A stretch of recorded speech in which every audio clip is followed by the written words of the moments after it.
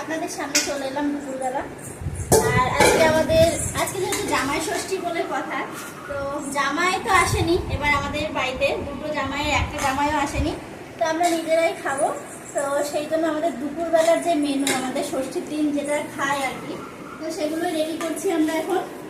তো এই যে চিড়ে মুড়ি মুরগি মিষ্টি দই কলা আম কাঁঠাল, আমাদের গাছের কাঁঠাল, এই সমস্ত কিছু রেডি করা হচ্ছে দুপুরবেলা খাওয়ার জন্য।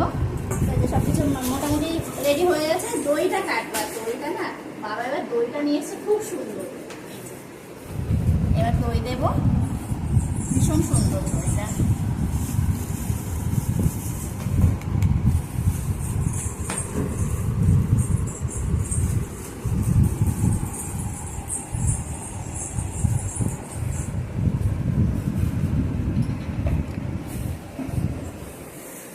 এই হলো দুপুরের খাওয়া দাওয়া, আবার পরে দেখা হবে।